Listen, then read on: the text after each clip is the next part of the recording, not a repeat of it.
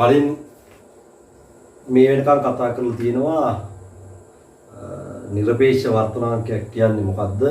නැත්නම් රික්තයට සාපේක්ෂ වර්තනාංක කියන්නේ මොකද්ද කියන කතාව. ඒතරෝ බලයක ඒක මාධ්‍යකේ ප්‍රවේගතර අනුපාතයක් විදිහට තමයි ඉදිරිපත් කරන්නේ.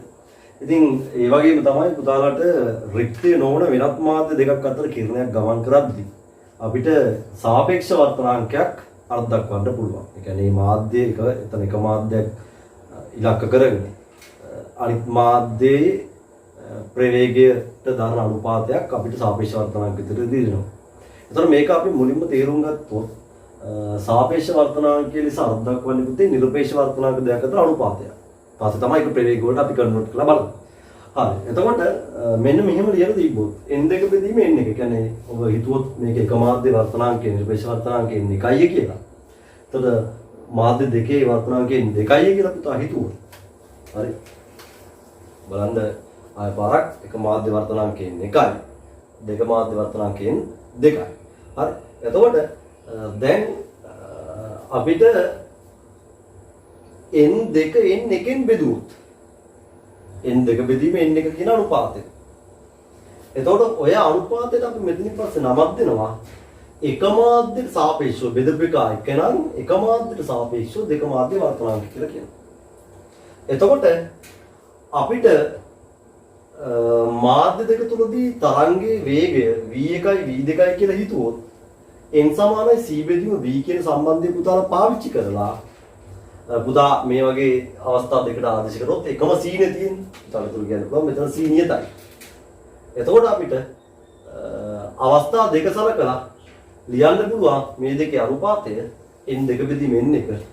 පුතාලා පේනවා ප්‍රවේගයට ප්‍රතිලෝම සමානුපාතයක් තියෙන්නේ. ඒක යටනේ තියෙන්නේ උඩට මාර්ගලා තමයි අනුපාතය දී වෙන්නේ. ඒක තමයි n2 බෙදීම n1 v1 බෙදීම v2 නැත්නම් පැත්තක මේ දෙන්න දෙපාරක් බෙදලා මෙයා බෙදීම මෙයා සුළු කළ බෙදීම එක පුතාලට මේ උත්තරයට ගියේ. එහෙනම් ඔයාලට පේනවා අවසානට සාපේක්ෂ වර්තනාංකය ප්‍රවේග අතර අනුපාතයක් විදිහට ලියන්න පුළුවන්. හැබැයි ඒක ප්‍රවේගයේ ප්‍රතිලෝම අනුපාතයක් විදිහට තමයි පුතාලට එන්නේ. ඒ කියන්නේ උඩට මාරුලා තමයි අර්ථන අනුපාතය ලියවෙන්නේ. හරි. එහෙනම් පුතාලට ඒක පැහැදිලි වෙන්නේ. ඊට පස්සේ ඔයාලට මෙතන තව දැනගන්න තියෙනවා ගහනතර මාධ්‍ය හා විරල මාධ්‍ය කිව්වහම මොකද්ද මේ දෙකේ වෙනස කියලා. එතකොට ඔයාගේ නැවතවරක් මේ වර්තනාංක n2 n1 වෙච්ච මාධ්‍ය දෙකක් ගැන කතා කරමු. අපි n2 වැඩි නම් n1කට වඩා. ඒ කියන්නේ මෙයාට වඩා මෙයාගේ වර්තනාංකේ වැඩි නම්. ඒ කියන්නේ ඒක ඇත්තට වෙන්න v කියන එක අඩු වෙන්න ඕනේ. තේරුම් ගන්න මේ. මෙතන v2 අඩුයි නම් එතන අඩු උත්තරයක් තියෙන සාපේක්ෂව n වැඩි වෙනවා. ඒ කියන්නේ ඒකෙන් අපිට තේරුම් ගන්න පුළුවන් අපුරු දෙකක් තියෙනවා. ආලෝකයේ කිසියම් මාධ්‍යයක තුලදී ප්‍රවේගය සාපේක්ෂව අඩු කර ගන්නවා නම් ඒ මාධ්‍ය තුල එයාට පෙන්වන්නේ වැඩි වර්තනාංකයක්. ඒ කියන්නේ ඒක ඇත්තම කතාව රික්තයේ ඉඳගෙන මෙන්න රික්තයට සාපේක්ෂව කතා කරනවා. රික්තයේ ඉඳන් ඔය කියන මේ මාධ්‍යට ආලෝකය එනලාට එයා වැඩිපුර හැරෙනවා කියන එක තමයි එතනින් පෙන්වන්නේ. ඒ කියන්නේ ආලෝකයේ වේගය ගොඩක් අඩු වෙනවා නම් රික්තයට සාපේක්ෂව c ට වඩා ගොඩක් v අඩු වෙනවා නම් c බෙදීම v ට අනුව උදාහරණ පෙන්නේ n ට ලොකු උත්තරයක්. ඒක ඔබ තේරුම් ගත්තා නේද? n සමානයි c බෙදීම v. පුතා තේරුම් ගන්නවා මේ v පුතේ ගොඩක් අඩු වෙනවා c ට වඩා. ඒතකොට n ගොඩක් ලොකුයි. ඒක තමයි නිර්පේක්ෂ වර්තනාංකේ වැඩි කියන්නේ තේරුම. ඒතකොට නිර්පේක්ෂ වර්තනාංකේ වැඩි කියන එකේ අදහස අපිට පස්සේ බලන්න පුළුවන් එයා හැරෙනවත් වැඩි. ඒතකොට වර්තනාංකයෙන් කිරණය කොතරක් හැරෙනවද කියන අදහසත් ගන්න පුළුවන්. හැබැයි ඒක රික්ටර් සාපේක්ෂව තමයි ඒක බලන්න පුළුවන් වෙන්නේ. එතකොට මේ විදිහට අපි තේරුම් ගත්තොත් මෙතනත් ඔබට v ගොඩක් අඩු වෙනවා නම් v එකට වඩා ඒක තේරුම n2 n1කට වඩා ගොඩක් වැඩි කියන අදහස. ඒතකොට ඒවා සාපේක්ෂව. මෙහා මේ ලක්ෂණ එක කම්පෙයාර් කරලායි අපි ඒක බලන්න වෙන්නේ. හරි. ඒතකොට කොහොමද එහෙම n2 වැඩි නම් n1කට වඩා අපි එක මාධ්‍යයට සාපේක්ෂව දෙක මාධ්‍යයට කියනවා ගහනතර මාධ්‍යයක් කියලා. n වැඩි මාධ්‍ය අපිට n වැඩි මාධ්‍යයක් කියලා කතා කරන්න බෑ. n වැඩි මාධ්‍යයක් ගන්න වෙන්නේ තවත් මාධ්‍යයක් එක්ක සංසන්දනය කරලා බලද්දි. දැන් ඔයාලට කියන්න බෑනේ මම කළුයි කියලා. ටිකක් එහෙම කියන්න පුළුවන් මම කළුයි කියලා. එතකොට මම නේද මගේ කළු සුදුභාවයේ තීරණය වෙනවා. ඒක තවත් එකෙක් එක්ක බලන්න වෙනවා. තව එකෙක් එක්ක බලන්න වෙනවා. දැන් උදාහරණයක් අපි එංගලන්තේ මිනිස්සෙක් අරගෙන නේ එංගලන්තේ මිනිස්සෙක් අරගෙන අපි සුද්ධියක් ගමු එංගලන්තේ. සුද්ධි ළඟට වෙලා හිටියොත් ඉතින් හරි මම එකෙන්ම අත උස්සලා කියනවා සුද්ධිට සාපේක්ෂව මම ටිකක් පාට අඩුයි දානවා නේද? නමුත් තාත්ම සුරක්ෂිතයි දකුණු අප්‍රිකන් නේද? කළු ජාතිකයෙක් ගත්තාම මම ආඩම්බරෙන් ඉන්න උන්ට වඩා නේද? මම හොඳ පැහැපත්. හරි. ඒතර ඒවා සාපේක්ෂයි. එතකොට මේකත් ඒ වගේ වදාහක් තියෙන්නේ. ඔබට N2 ලොකුයි N එකට වඩා එන්න ඒ දෙන්න අතර කතා කරුවොත් ඔබට එක මාධ්‍ය සාපේක්ෂව දෙක මාධ්‍ය ගාහන්තර කියලා කියන්න පුළුවන්. නැතුව දෙක මාධ්‍ය නිකන් ඔහේ කියන්නේ සදාකාලික ජලයේ ගාහන්තර නෙවෙයි. තරලොක්.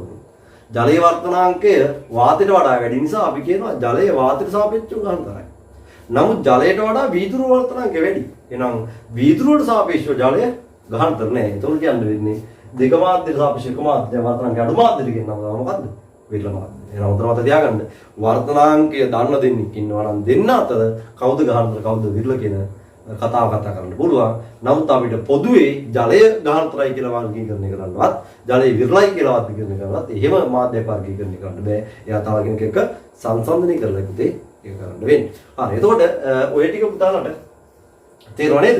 හරි. එහෙනම් අපි නෝට් එකට ඔය ටික නැවත වරක් සකස් කරගන්න මම ලස්සන නෝට් එක උඩමයි ලියලා තියෙන්නේ. ඕක මම දාලා තියෙනවා. ඕක ඕමම බලාගෙන ලියා ගන්න. ආයෙ මම කියව හරි ගොන්නම් කියවන්නම් නැත්නම් ඔයාලට මොනවද දක්වා ගන්න බරුගොත් මුලින්ම සාපේක්ෂ වර්තනාංකය ලෙස අත්දැක්වෙන්නේ නිරපේක්ෂ වර්තනාංක දෙකක් අතර අනුපාතයකින්. උදාහරණ එක ඒ ඉස්සරහම ලියා ගන්න නැත්නම් ඊටමත් වෙනවා. දකුණු වම් පැත්තෙන් චූටියට මේ රූපේ ඇඳ ගන්න.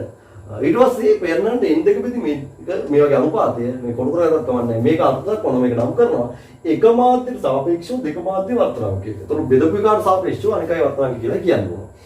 ඊට පස්සේ ඊගා පොයින්ට් එක යනවා. මාධ්‍ය දෙක තුලදී තරංග වේගය v1 හා v2 වන විට අන්න n සමාන c බෙදීම v c උඩින් වා තිතක් තියාගන්න එක වෙනස් වෙන්නේ නැහැ කියන අදහසින් ඔයාලට ලියන්න පුළුවන් n2 බෙදීම n1 කියන්නේ v1 බෙදීම v2 කියන අනුපාතය මේ සමීකරණය දෙවරක් බෙදලා අරන් තියෙනවා. මම හිතන්නේ ඒක සූත්‍රීම් ලොකුට පෙන්නලා නැහැ.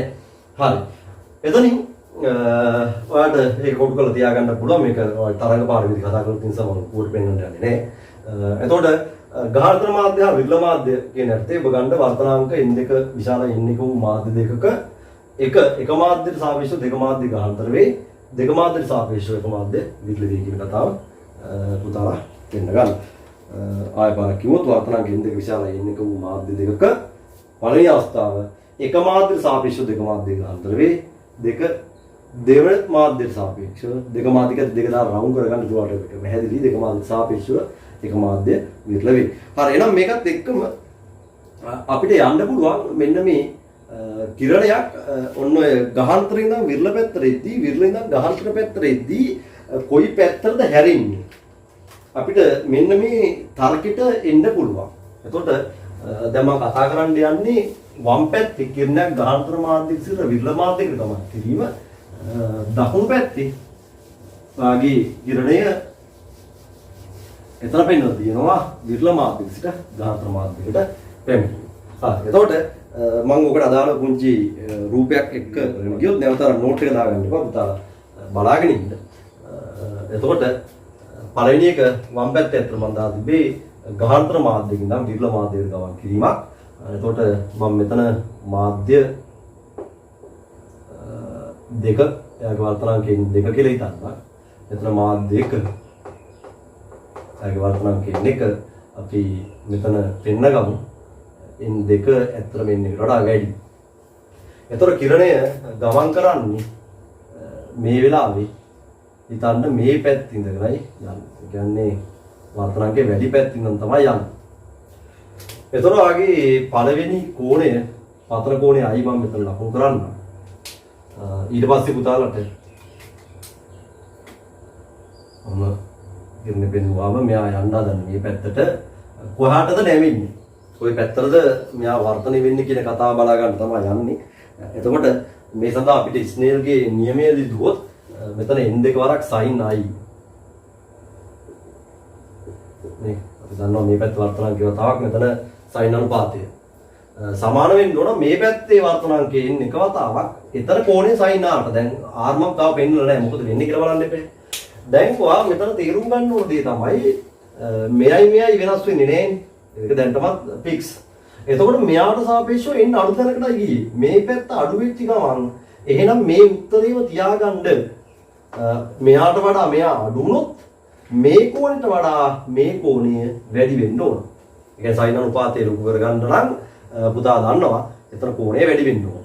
එහෙනම් මම කියනවා n දෙකට වඩා n එක අඩු වෙනවා නම් i ට වඩා r වැඩි වෙන්න ඕන. ඒතර r වැඩි වෙන්න දැන් ඔයාලට පේනවා මේ කෝණය i ට සමානයි. එහෙනම් වැඩි වෙන්න මේ කිරණය මේ පාරෙන් මේ පැත්තට හැරෙනවද ඉවතට හැරෙනවද? ඉවතරයි හැරෙන්නේ. ඒ කියන්නේ අපි කියනවා මෙයා අභිලම්බයෙන් ඉවතට හැරෙනවා මේ. අභිලම්බයේ දෙස නෙමෙයි එළියට හැරෙනවා. ඒතර ඔයාගේ කෝණය ඒකෙන් වැඩි වෙන එකයි වෙන්නේ. එහෙනම් අපිට ඔන්න තාර්කිකව කියන්න පුළුවන්. නිකන් කඩපාඩම් මෙන්න මේ කියන්නේ. මොකද්ද? ඔයාගේ n අඩු මාධ්‍යයට යනවා නම් r වැඩි කරගන්නට එයා අභිලම්බයෙන් ඉවතට හැරෙන්න ඕන. එහෙනම් අපි කියනවා ගාහන්තර මාධ්‍ය නම් විරල මාධ්‍යයට අධි කිරණයක් අභිලම්බයෙන් ඉවතට හැරෙනවා. හරි. එතකොට ඔය තර්කෙම පුතාලට මෙතනට ලස්සනට ගොඩනගා ගන්න පුළුවන්. ඔයාගේ දෙවෙනි කතන්දරය එතනත් අපි මාධ්‍ය පෙර පරිදිම එක වර්තනාංකයෙන් එක මෙතන මාධ්‍ය දෙක වර්තනාංකයෙන් දෙක මෙතනදිත් අපි පෙන්නමු in දෙකෙන් එකට වැඩි. මොකද අපි සාමාන්‍යයෙන් මේ පාඩම් පුරාම in දෙක කියලා භාවිත කරන්නේ මත තියාගන්න ගාහන්තර මාධ්‍ය. ඒ කියන්නේ වර්තනාංකේ වැඩි එකක්. ඒක අපිට ලේසි මත තියාගන්න සම්මත කරන විදිහට පාවිච්චි කිරීමෙන්. දැන් මම කිරණේ වන්නේ විරල පැත්තට. ඒතර මේක සාපේක්ෂව මෙයා විරලයි. මෙතන උත්තර ඕනනම් ගන්න පුළුවන් මේක ගහන. ගහන මාධ්‍ය තමයි මෙතෙන්දී අලු කියලා ඇතුළු. හරි. එතකොට පතන කෝණය මෙයා i අර වගේම පුතාලට දැන් ලියන්න වෙන්නේ n එක වරක් sin i සමානයි n දෙක වරක් sin r මේ පැත්තේ කෝණය තමයි ඇදලානේ යන්න හදන්නේ මේ පැත්තට. මොකද වෙන්නේ කියලා බලන්න ඕන. දැන් n දෙක කියන්නේ වැඩි මාධ්‍යනේ හරයට වඩා ආවර්තනාංකේ වැඩි. එහෙනම් ඔයාගේ මේ පැත්තේ උත්තරේම තියාගන්න n වැඩි වුණා නම් එයා ටක් ගාලා r මොකද කරන්න ඕන? එයා අඩු කරගන්න ඕන. බර තේරුම් ගන්න. මොකද sin අනුපාතයේ කෝණය අඩු වෙද්දි තමයි අඩු වෙන්නේ. එහෙනම් r එයා අඩු කරගන්න ඕන. r අඩු කරන්න පුතේ මෙයා අභිලම්බයෙන් ඉවතට නැමෙයිද දෙසට නැමෙයිද? ඔයා දන්නවා ඉවලින් නැමුත් කෝණය ලොකුයි. එහෙනම් මෙයා නැමෙන්න ඕන අභිලම්බය දෙසටයි. හරි. එහෙනම් මෙයා ඔන්න පුතාලට ඔය වගේ අභිලම්බයේ පැත්තට නැවලා අඳින්නට පුළුවන්. එතකොට ඕක තමයි ඔය අදහසනේ. අභිලම්බයේ දෙසට හැරෙනවා. මෙතන අභිලම්බයෙන් ඉවතට හැරෙන එක යන්න ගිය පාර අභිලම්බය ඉවතට. අභිලම්බයේ මේ පැත්තේ. මෙතන අභිලම්බයේදී මේ පැත්තේ එයා හැරලා තියෙන්නේ අභිලම්බය පැත්ත තමයි. ඒතර ඔය කෝණය අඩු කරලා දකින්න. එහෙනම් අපි කියනවා විරල මාධ්‍යක ඉඳන් ගාහන්තර මාධ්‍යයට ආලෝක කිරණයක් ගමන් කරනවා නම් කිරණය පුත හැරෙන්නේ කියන්නේ අභිලම්බය දෙසටයි. හරි. එහෙනම් ඌව දැන් නිකන් නේද? ඔයාට දකිද්දි එන්න ඕන. ආයේ වා අමුතුවෙන් මත තියාගන්න බෑ. ඒව නිකන් දකිද්දි එන්න ඕන. තුන් ගාලා කියන්නේ n වැඩි වෙනවා n වරක් sin අනුපාතය නියත වෙන්න ඕන. ඒක වෙනස් වෙන්න බෑ. n වැඩි වෙනවා නම් r අඩු වෙනවා. එතකොට තමයි වැඩි වෙච්ච එක අඩු කරලා දෙන්නගේ ගුණය කලින් උත්තරේ තියාගන්න. එතකොට n අඩු වෙනවා නම් කියන්නේ විරල පැත්තට එනවා නම් ඔයගේ r වැඩි වෙනවා. ඒ විදිහට අභිලම්බයේ දෙසට විදිහට නැමෙනවා කියන එක නැතුව කඩපාඩම් තියන් ඉන්න එපා. අවබෝධයෙන් උනට ගන්න. හරිද අපි ওই ටිකත් නෝට් එකට එකතු කර ගන්නවා නම් පුතාලගේ මෙන්න මේ සීමාව තමයි දාගන්න වෙන්නේ. එතකොට රූප ටික පුතාලට ගලප ගන්න වෙයි ඔහොම. හැබැයි මේකේ නෝට් එක ගොඩක් දෙන්න තියෙන නිසා කලබල වෙන්න එපා. පුතාලා මේක අදිද්දි පළවෙනි රූල් 4 රූපය ඇඳ ගන්න මම රූපය විතරක් අඳින්න දෙන්නම්. පළවෙනි රූල් 4 විතරක් පාවිච්චි කරන්න. මේකේ පළවෙනි රූල් 4 විතරක් පාවිච්චි කරලා රූපය ඇඳ ගන්න. හරි. එතකොට රූපය ඇඳලා පස්සේ ඊට පස්සේ වට තව රූල් තියෙනවා 6ක් විතර. ඒ රූල් 6 පළවෙනි පොයින්ට් එක විදිහට මෙතන ලියාගෙන යන්න. ස්නේල් නියමයට අනුව පළවෙනි පොයින්ට් එක ස්නේල් නියමයට අනුව යන්න n දෙක වතාවක් sin i සමානයි n එක වතාවක් sin r. එතනදී පුතාලා අර මම කිව්ව කතාව n අඩු තැනකට ගිය නිසා r වැඩි වෙනවා කියන එක ඊතල වලින් පෙන්නනවා.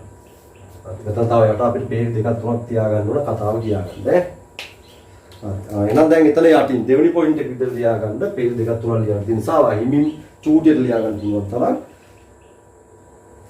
හරි. ලියන්න සමීකරණ අනුව පෙනී යන්නේ n අඩු පෘෂ්ඨයට n අඩු මාධ්‍යයට වරන් ඇතුළු විරල කියලා දාන්න. n අඩු මාධ්‍යයට වරන් ඇතුළු විරල යන විට R වැඩි කර ගැනීම සඳහා නැත්නම් R වැඩි කර ගැනීමට කිරණය අභිලම්බයෙන් ඉවතට වර්තනය වන බව වේ. ආය බලගන්න සමීකරණ 90 පෙනී යන්නේ n අඩු මාධ්‍යයට වරන් ඇතුළු විරල යන විට R වැඩි කර ගැනීමට කිරණය අභිලම්බයෙන් ඉවතට වර්තනය වන බව වේ. ඒ විදිහටම ඒ අච්චුවට මෙහා පැත්තට ලියනවා. පළවෙනි පොයින්ට් එක මෙතන මෙයා බලන්න වෙනවා n එක වතක් sin i මේ පැත්ත එක වතාවක් sin අනුපාතය හරි ලේසි වර්තනාංකය මේ පැත්තෙම මේ පැත්ත කොනේ sin එක සමානයි දෙවෙනි මාධ්‍යයේ වර්තනාංකය මේ පැත්ත කොනේ sin r දැන් n වැඩි n එකට වඩා n දෙක වැඩි එහෙනම් r අඩු වෙන්න ඕන මොකයි තරකේ ඊට දෙක දාලා තියන්න හරි දැන් ලියා ගන්නවා දෙවෙනි පොයින්ට් එක සමීකරණ නම් පෙනී යන්නේ සාපේක්ෂව n වැඩි මාධ්‍යයට වරංගතුළු ගහනතර යන විට වහලා යන විට r අඩු කර ගැනීමට කිරණය අභිලම්බය දෙසට වර්තනය වන බව වේ. කිරණය අභිලම්බය දෙසට වර්තනය වන බව වේ. හරි. නම් මගේ පුතාලට සාමාන්‍යයෙන් ඔයාගේ වර්තනය සම්බන්ධව කතා කළ යුතු කරුණු ටික තමයි ඔය විදිහට අපි සාකච්ඡා කරේ. මෙතනින් එහා පැත්තට ඇත්තටම ඔයාලගේ ඕලෙවල් දැනුමත් චුට්ටක් වෙනකන් තිබ්බත් මෙතනින් පස්සේ වරන් ගොඩාක්ම ඔබට ඒ මට්ටමේදී වැදගත් වෙන ඒවා ඒක නිසා අපි ටික දැන් බලන්න සූදානම් වෙමු. එතකොට මහන්සි නම් ඉතින් මේ වීඩියෝ එක ඔහොම නවත්තලා නැත්නම් වීඩියෝ එක මෙතනින් අපි සමහරට කොහොම නවත්තන්න පුළුවන්. කොහොම හරි කමන්නේ පුංචි විවේකයක් අරගෙන විනාඩි 5ක විතර නැවත වරක් සම්බන්ධ වෙලා මම කියන්නේ එකපාරම සතියේ පළවෙනි සෙෂන් මම සතියේ සෙෂන් දෙකක් දානවා. එතකොට පළවෙනි සෙෂන් එකට අදාළ ටික එකපාරම බලා ගන්න. බලලා නෝට් එක හදා ගන්න කම්මැලි නොවි. කම්මැලි වුණොත් අපිට ඊට පස්සේ අපිට ආය ඕක පහු කරලා බලන්න විදියක් නැහැ. මොකද මම දැන් පැය 24ක් තමයි ඔයාලට මේක බලන්න සලස්වලා තියෙන්නේ. එතකොට මේ පැය 24 ඇතුලේ ඔබට ඕන තරම් වාර ගණන් බලන්න පුළුවන් විදිහට වීඩියෝ එක දාලා තියෙනවා. එතකොට මේ කාලය ඇතුලේ මේක ඉවරක් කරගන්න නැත්නම් මේක ඕනනම් වැඩිපුර කාලෙකුත් දෙන්න පුළුවන්. ඒතකොට මම දන්නවා අනිවාර්යෙන් ඔයාලා මේක පස්සට දානවා. වැඩ පස්සට දැමීම තමයි අපිට කෙලවෙන්න තියෙන එකම ක්‍රමවේදය. මොකද සයන්ස් කියන විෂය නමාරු නෑ. ඔබ ඒක කෙලව ගන්න. ඒක නාස්ති කරගන්නේ. එකම දේ තමයි පුතාලා වැඩ පස්සට දාන එක. ඒතකොට වැඩ පස්සට දාන හැමෝම නෙමෙයි මම කියන්නේ. තාම සූත්‍ර ගන්න මේකෙත් දෙන්නෙක් ඉන්නේ. අපේ වන්දලන් එහෙමවා නැති තරම් ඒ පොඩි සැකයක් තියෙනවනේ. ඒක නිසායි මම කරන්නේ. හරි. එතකොට පුතාලට පුළුවන් හැමතිස්සෙම මේක එකම වෙලාවකදී ඒ කියන්නේ එකම පිම්මට මේ ටික බලලා ඉවරයක් කරලා ඊට පස්සේ මම මේකට අදාළ ගණන් ටිකක් වෙනම සාකච්ඡාවක් දානවා. ඒ සාකච්ඡාවේ ගණන් ටිකක් බලලා ඔබට බැවන්න පැවරුම් ටික ගන්න. ඊට පස්සේ මම ඒවා සබ්මිට් කරන්න ඕන විදිය ඔයාලට දැනුවත් කරනවා. ඒ ටික මට ලැබෙන්න සලස්වන්න ඕන. ඉතින් ওই විදිහට අපි මේ වැඩේ කරගෙන යමු.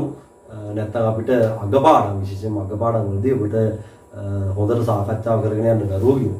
දැන් අගපාඩම් මුලින්ම ඉගෙනගෙන හරියන්නේත් නැහැ. දැන් මේ වෙලාවේ අපිට උන්නම් ඉලෙක්ට්‍රොනික කරා මේවත් උන්නම් ගන්නන්න පුළුවන් මේ ඔක්කොම අතර එහෙම කරලා හරියන්නේත් නැහැ. ඒකට ඔබ මූලික කරුණු හොඳට ඉගෙන ගන්නත් එපා. ඒකට ලකුණු ගොඩක් තියෙන පාඩම්නේ. ඒකට රිවර්ස් ටාස්ක් එකත් මම චුට්ටක් තාම නවත්තලා තියෙන්නේ. මුලින්ම තියරි එක හරියට අල්ලන් යන්න ඕනේ. සමහර රිවර්ස් එක චුට්ටක් පස්සට ගියා කියලා ඒක ලොකු ප්‍රශ්නයක් නෙවෙයි. ඒකට තියරි එක තමයි අපි හරියටම වෙලාවට අරගෙන යන්න ඕනේ. මොකද තියරි පන්තිය සම්පූර්ණයෙන් අපි පාඩම් ටික ඉවරයක් ගන්න එපා. ඒකත් නිසා අපි මේක මේ විදිහට කවදාරි නැවතවරක් අපිට පන්ති හම්බෙනකම් කරගෙන යමු. ඒතකොට එහෙම යද්දී ඔයාලගේ වගකීම තමයි පුතාලා හැමතිස්සෙම මම ඔයාලට කියනවා මේ වැඩ ටික කරලා මට ලැබෙන සලස්වන්න කියලා. ඒතකොට මම ඒක තුල ඔයාලගේ උත්ප්‍රේරණය ඔබට වැඩ ගන්න තියෙන උත්ප්‍රේරණය තමයි මේ සකස් කරන්නේ. මේක ඔබට ලංකාවේ කොහේ පන්තියක ඔන්ලයින් පන්තියක ඉඳ ගත්තත් ඒ උත්ප්‍රේරණය ටියුට් එක හරියට ලබා ගන්න එක නෝට් එක හරියට කම්ප්ලීට් කරන ඒවා ඔබගේ වැඩ මොනිටර් වෙන ඒවා ඒව කරගන්න බෑ. මම ඔබේම ගුරුවරයාත් එක්ක ඔබ ඉගෙන ගත යුතු වටිනාකම මන්නේ ඒකනේ. ඒකට ඒක නිසා පුතාලා අර මම කියන මේ වැඩ ටික කරගුත් තමයි මේ දුෂ්කර සමයේ අපි හරියටම හානියක් අඩුපාඩුවක් නොවන විදිහට මේ වැඩේ සාර්ථකව කරාගෙන. ඒතෝ වීඩියෝ ටික බැලුවා නේද කියන එකම නෙවෙයි. හරි ඒ නිසා ඒකත් ඔළුවේ තියාගෙන මේ වැඩේ කරන් යමු. මම ඊට පස්සේ සජීවීව තාමත් ඒක පොඩි මතභේදාත්මක මට්ටමක ඉන්නවා එක එක ළමයිගේ රික්වෙස්ට් අනුව. නැත්තම් ඉස්සරහට වාගේ ඔන්ලයින් පේපර් සතිපතා යනවා. ඒ යන පේපර් වල අපි සජීව ඩිස්කෂන් එකක් කරගෙන යනවා. මේ වැඩසටහන අමතර මේ පන්ති කරන සාමාන්‍ය ටික මේ විදිහටම කරනවා. ඊට අමතරව අර විදිහට මට තව වැඩ ටිකක් දෙන්න මම සූදානම් කරගෙන ඉන්නවා. හරි ඉතින් ඒක ඔක්කොම කරන්න ඔයත් සෑහෙන්න මේකත් එක්ක එන්න ඕන. ඒක තමයි අපිට පොඩි උත්පේරණයක් උත්තේජනයක් තියෙන්න ඕන සර්ටත් වැඩ කරන්න. පුතාලත් මේක පස්සේ දුවනවා කියන එක පෙන්වන්න. එහෙනම් තමයි අපිට තාසෙ තියෙන්නේ. නේද? ඒක තමයි අපි දන්න කොහොම පුළුවන් තරම් මහන්සිලා වාට දෙන්න උත්සාහ කරනවා. හරි ඒ නිසා ඒකත් ඔය තියාගෙන එනවා අපි ඉස්සරහ කැලට යමු.